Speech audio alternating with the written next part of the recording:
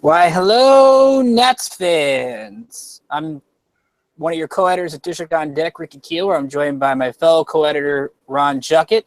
And you might ask, well, Ron usually hosts. Why is Ricky hosting tonight? Well, I kind of won the bet that Matt Wieters was going to sign with the Washington Nationals, so I am hosting the special live stream as part of the fake bet that Ron and I made. Ron, how you doing tonight? I don't remember shaking hands on that, but I'm fine. How are you? I'm doing pretty good. Of course, again, this is our special live stream. We thought with Matt Wieters signing with the, well, not official yet, but the reported signing of Matt Wieters to the Washington Nationals, we would do a special 15, 20-minute live stream for you guys talking about the signings or the effects from it and what we might expect the Washington Nationals to do next with only a few days before exhibition games start. So let's get started first by talking about the parameters of the deal. It's a 2-year, $21 million deal. There is an opt-out after the 2017 season. You've seen a lot of opt-outs of players, so no surprise that a Boras client, Scott Boras being Wieters' agent, would get an opt-out in the deal. And, of course, the Washington Nationals are known a lot in baseball as Team Scott Boras, so I guess signing a Boras client is no surprise. Ron, let's start with you. Your initial thoughts on the Matt Wieters signing. I was surprised by it because I thought that they were really going to go into the season with Derek Norris as their catcher. He got a lot of money. He's going to get $10.5 million this year, which is a lot. But I think it gives the Nationals offense, the lineup, a lot more pop. And he may not be the pitch framer that everyone that everyone was hoping for, but he's a pretty gosh darn good catcher. So, I think it's a really good move. Yeah, absolutely. I think if you can make this kind of move this late in the offseason, you take a chance on it. Now, I talked about on past DoDcasts how maybe you want to wait and see how Norris does the first couple of weeks in spring training before you make this kind of a move. But I like the aggressiveness Mike Rizzo and the front office is showing here.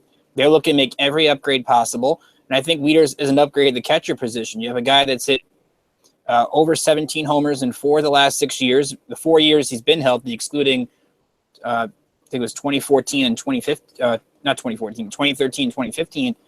He's been healthy for the most part. So when you bring that kind of guy in, you're really asking him to contribute on a 1-year deal, because you would think he's going to opt out unless something crazy happens. You take your chances and hopefully you get the most out of him.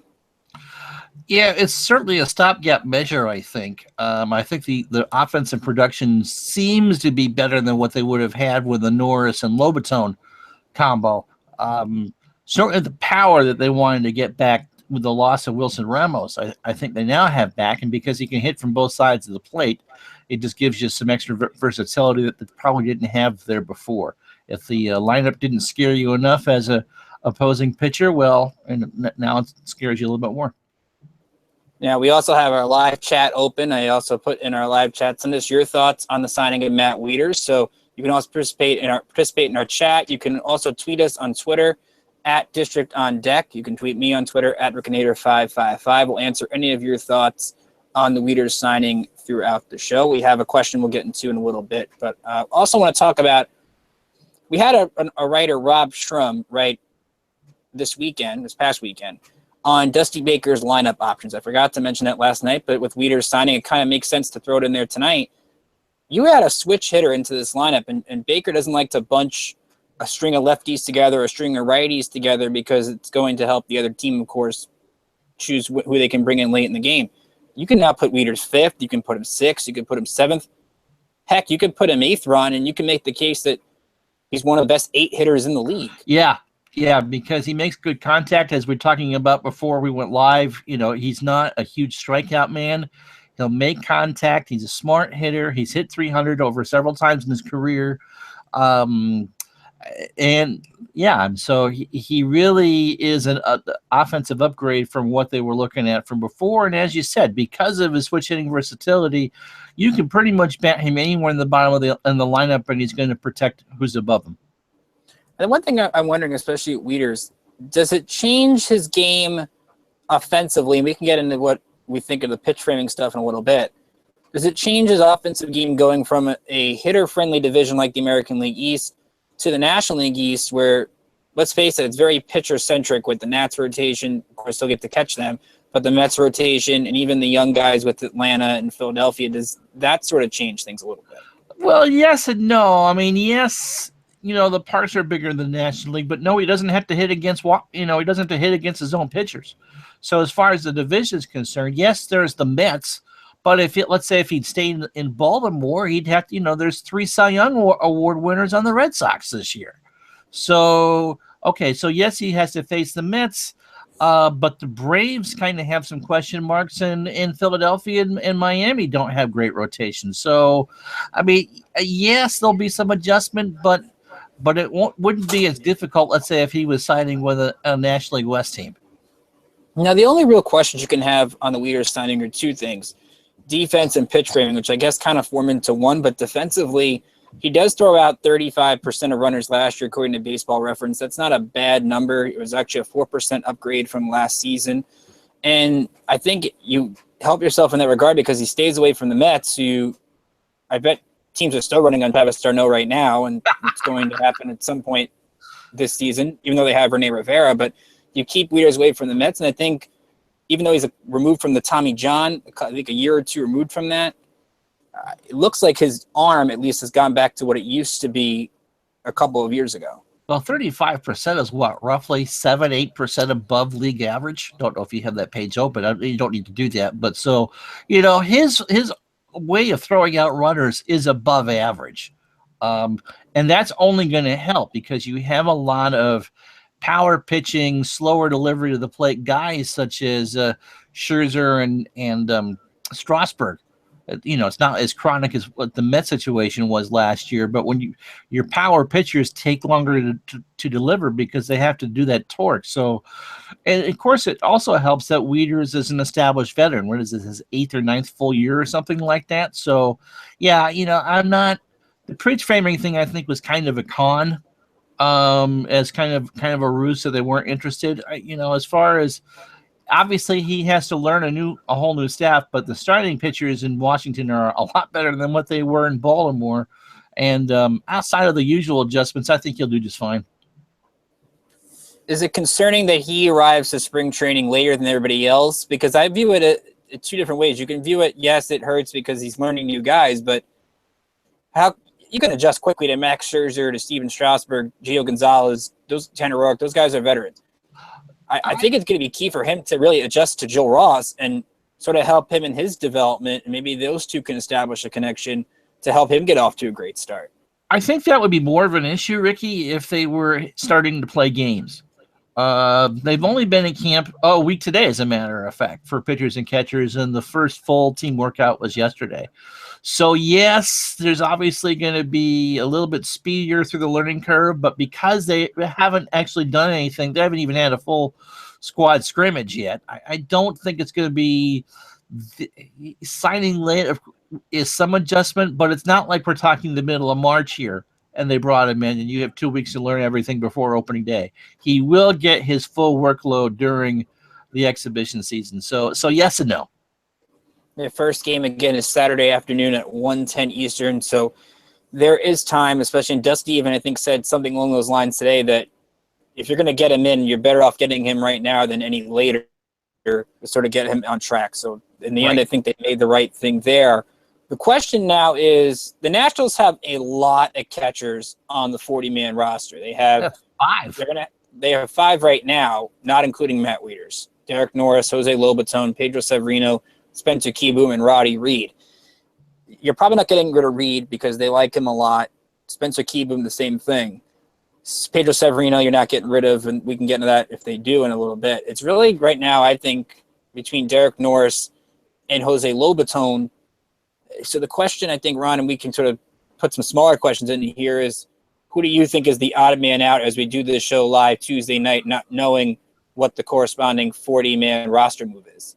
You're not keeping Derek Norris on the active roster. I mean, the whole point of getting Wieters was that they think that they probably have some sort of trade kind of half worked out, and Derek Norris is the key. You're not going to spend $14 million to platoon 2 catchers when you have the catcher of the future sitting right there in Pedro Severino and Jose Lobaton, who is just, as good of one of the better backup catchers in the game. So they told Norris when he started he was going to be the odd man out if that was the case, and I really can't imagine that has changed at all.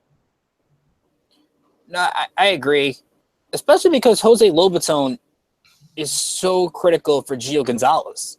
I mean, he is his personal catcher. He's the one that actually keeps him confident and somewhat consistent on the mound. You saw it last year in May when Dusty takes Wilson Ramos and puts him into the starting lineup with Gio. Everything just falls flat for him, and he starts going on negative spiral starts. So it's crucial you have Jose Lobaton in those games for Gonzalez. I don't think you can afford to get rid of him if Gio's in your rotation. And at least on the Norris front, you're right. Give $4 million right now. It's the arbitration. It's not, you're saving money there. I think you kind of have to get rid of him because he's at least a starting catcher somewhere, and we could throw out the teams that could be interested in a little bit, but he has at least some value right now. And it's safe to say the only thing really you got with an upgrade of Norris over Wieters would be pitch framing. Everything else, Wieters checks out better than him. Right. I mean, Norris struggled last year in San Diego, hitting under 200. The payroll as of tonight, or when the Wieters signing becomes official, the payroll turns to over $160 million. And we don't think they can really support much more than 150, 155. And plus, if there is a trade, there's probably 4 relievers. So they need to get, Norris is immediately expendable. And so that's what I expect. Now, we did get a question earlier today, and we want to remind you again, you can send your questions at District on Deck on Twitter. Go in the chat room. I'm in the chat room, so hang out, talk with me if you want. Definitely, it's a lot of fun. You don't want to miss out on that. It's from our good friend at Double Agents MP or LeBall Hawkins. We always thank LeBall for sending us his questions. He says, Norris's future, maybe Lobaton, we kind of discussed that earlier, but was acquiring a reliever not feasible in his mind? So I guess he sort of thinks of it as they're both not exclusive. Like this was the only move they're going to make, which you and I think, agree. And we talked before the show started. There's another move coming here that Matt Wieters is not the last move that's going to be made. No, I think they'd sign Wieters because I think they knew they had another move coming. And this is the first of, I think, 2 shoes to drop.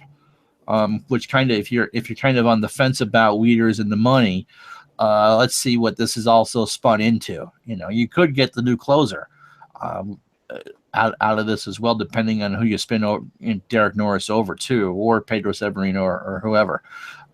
So no, I think one sets up the other. And it kind of ties into what Ken Rosenthal wrote on Fox Sports earlier today.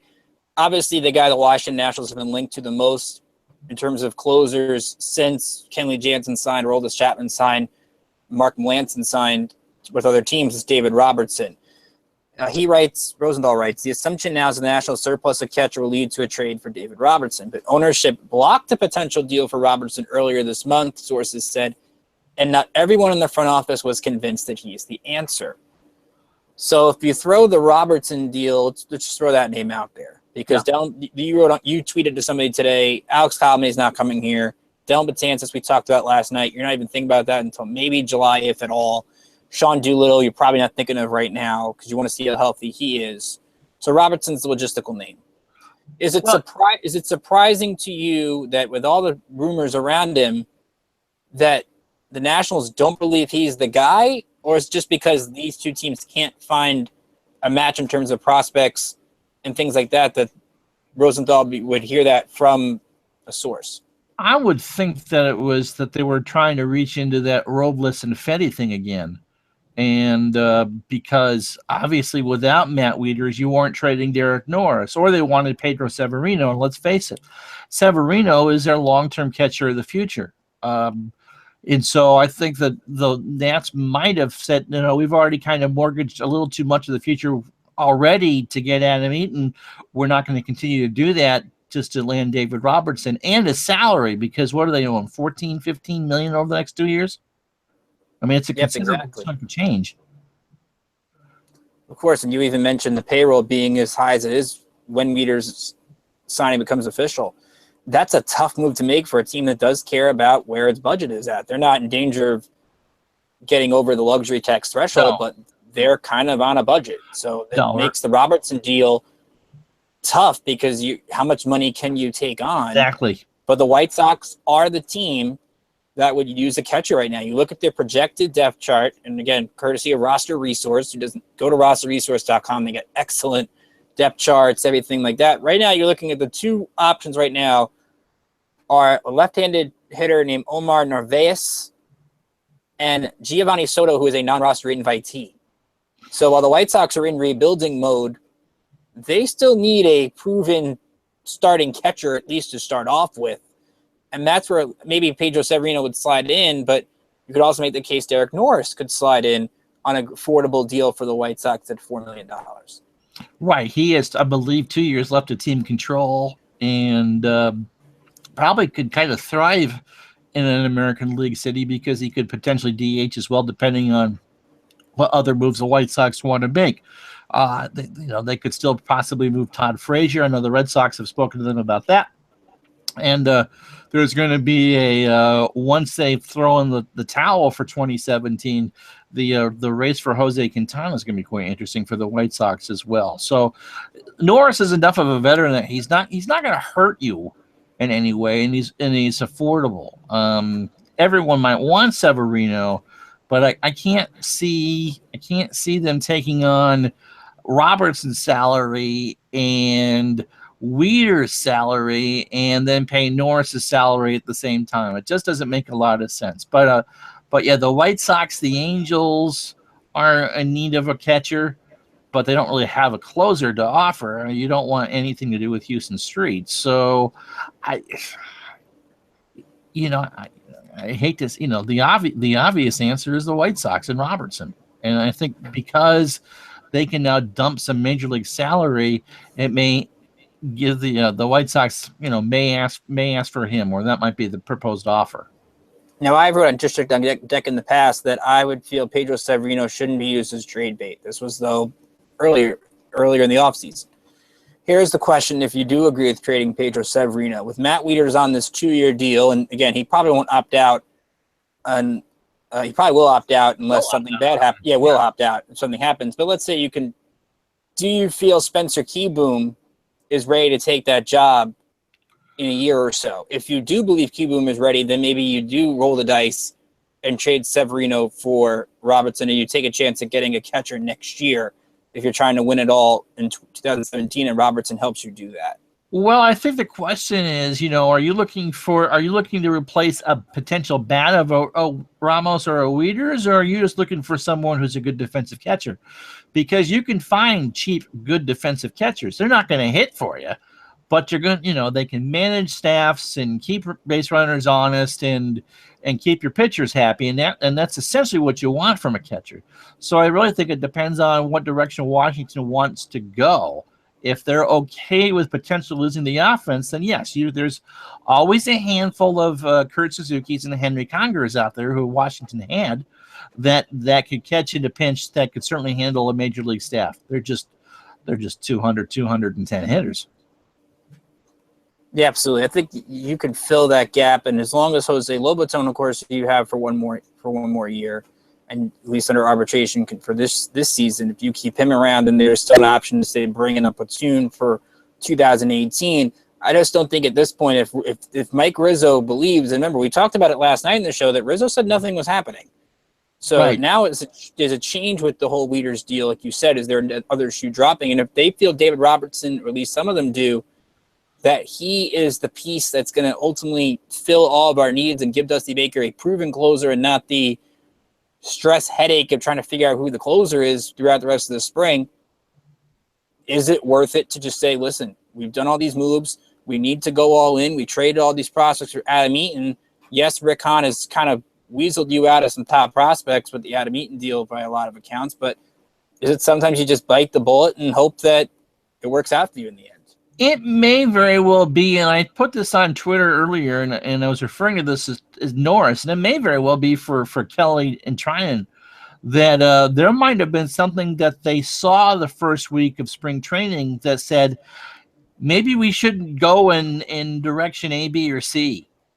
And, they possibly knew what the price was going to be for David Robertson as a high one, and thinking, okay, we can take care of two birds with one stone here by signing Wieters and then being able to make that trade. So we obviously won't know until we see what the other move is, if there is another move. And I'd be stunned if there wasn't. But it could be something as easy as we saw something in someone's mechanics. We saw some hesitation from some players. Let's try to address this now before it becomes a real problem. All right, so we talked about the Matt Wieters signing. I want to throw one more question here before we wrap up our special segment. Mm-hmm. It broke about right before we came on the show. Howard Bryant, who works at ESPN, the magazine, does a lot of great things at ESPN, tweeted, team and MLBPA sources are telling me baseball has approved a dugout signal for an intentional walk effective for the 2017 season. We've seen Rob Manfred talk about how he wants to change the pace of play and change some of the rules. Are you in favor, Ron, of the new intent, the just signal and let him get the intentional walk without having to throw 4 pitches? Yes. Yeah. There's no reason to throw 4 pitches for that. You're wasting your pitcher's pitches. You're taking 2 minutes of dead time away from someone because they're never quick. Just point to first. You're going to first. Yeah, I think if you're going to talk about shortening the pace of play or shortening the game, that's exactly the kind of move you make. I kind of like the idea also of fewer mound visits. Remember that Dodgers National Series last year? We saw so many mound visits, so many pitching changes. It became the point where both Ron and I thought Game 5 was going to lead to like 2 or 3 different new rules going into this year. Yep, that game almost lasted long enough that the Metro service actually almost came back on for the day. Remember they had the shortage because the train stopped at like midnight, and it's like, no, by the time this is over, they'll be back running at 5 o'clock. Yeah, they have to do something about that. And I don't think it takes away from the integrity of the game to force some slob to go out there and throw 4 wide ones. What always irritated me was that, you'd make the pitching change, you'd bring in your hired hand or your sharp gun, and the first thing that he does is throw 4 wide ones instead of throwing strikes, because it just gets in your, it just goes against everything you're designed to do. So I have no problem with a pointing at the batter and pointing to first base. Just go. We talk about saving pitch count and sort of limiting the use of relievers. Like, I never like when they bring in a reliever to intentionally walk somebody. Right. And you take that guy out. Like, it's such a terrible strategy that teams do. Yeah, I mean, if you were gonna do it under the old system, do it with a guy with a tired arm. if you can't find the strike zone anyway, just stand up and take 4. But no, and I want to talk about a little bit about something else. Pace of play rules. I was watching some college baseball because I'm a baseball junkie and I'm just so desperate. And they, at least in one of the games I saw over the weekend, they had a 20-second pitch count with no runners on base. It reset if the batter stepped out of the box. But if something can be done at the minor league and the college level to get pitchers used to doing that, it took nothing away from the timelessness of the game. It never felt rushed. It just kind of kept the game going, and it didn't run when there were runners on base. You know when my rule on pitch count, or at least my thought of pitch count changed? When we had to watch Pedro Baez for the Dodgers pitch in Game 3 in that LDS, and they actually, MLB Network had the clock. Right. How long it took him to pitch. At that point, I'm like, you need the pitch clock so guys can stop taking 45 seconds or a minute to throw the ball. The whole thing is, if those of us who love this game and are not casual fans and work in the sport are bored by it, imagine what people who watch 2 or 3 games a year feel. Exactly. You want to bring in the casual fan, and that sort of helps bring in the casual fan in addition to the diehard fans. Right. Who watch the sport every day. Right. So, barring another big deal happening, this is going to be our last show of the week. We won't promise anything because we don't know what might happen between now and next Monday. But so, what's a bold prediction for you? What do you think's going to happen? I've been on board on this since December, and I've said sometimes the move doesn't make sense, the move does make sense. I've kind of gone back and forth. I think the David Robertson deal is happening. I'd agree with that now. I'm not sure you would have got me to agree to that last night, but after this, I agree that's what's going to happen. That would mean I would be 2 for 2 on the bold predictions this winter. So I'm kind of supporting that one, but we'll see what happens. But again, you can follow us on Twitter at District on Deck. Like us on Facebook. We are doing a lot more things with our Facebook page now, so you definitely want to check that out and like us over there. You can also, if you missed any DoDcast episodes you missed last night, feel free to subscribe to our YouTube channel. Have all our DoDcasts there, all our interviews there. We also want to give a shout out to Matt Wieters, who is one of our staff writers who wrote up the Matt Wieters story today. Did excellent jobs. Great job, Matt. So if you want to check out Matt's thoughts, go to districtondeck.com. Ron has a piece on whether or not Joe Nathan can make the team, and Ron, I'll allow you to talk about that and how the listeners can follow you on Twitter. You can follow me at Ron Juckett. It's pretty Juckett. And basically, Nathan is working on a changeup. And so what I wrote about was his transition after two Tommy Johns from a thrower to a pitcher, and being able to, if he can command all those new pitches, he could actually get a 6th or 7th inning spot on his team. It's not unreasonable to think that he obviously probably will not close. That's an oxymoron, obviously, probably. He's probably not going to be the closer, but I still think he has a valuable role to play, and he certainly can get runners out. You can follow me on Twitter at Buccinator555. Remember, Friday morning, you get my opening day roster projection. Yes, it'll include Matt Wieters, but which other catcher will not be on there? You're going to have to read and find out. Also, we have 3 exhibition games coming up between now and our scheduled next show. Of course, you can stay with us, and we will have you covered with all those games. Ron will be tweeting. I will be tweeting. We'll, I guess, talk about post-game on Twitter with spring training and all that stuff. We'll tweet our thoughts after games, before games, etc. We're a fun Twitter follow to have during games. Let's put it that way. So you definitely want to check us out over there. Saturday against the Mets, Sunday against the Twins, and Monday against the Cardinals, I believe. And then after our next show will be the West Palm opener. So we'll have to react to that the next time we do a show, which we try to do them now every Monday during the spring. Again, we want to thank you for taking time out of your night for joining us. We hope you have a great weekend. Enjoy some of these games coming up. And we'll be back here, barring any big move, Monday Night Talk About. Until then, Nats fans, have a great night. Good night.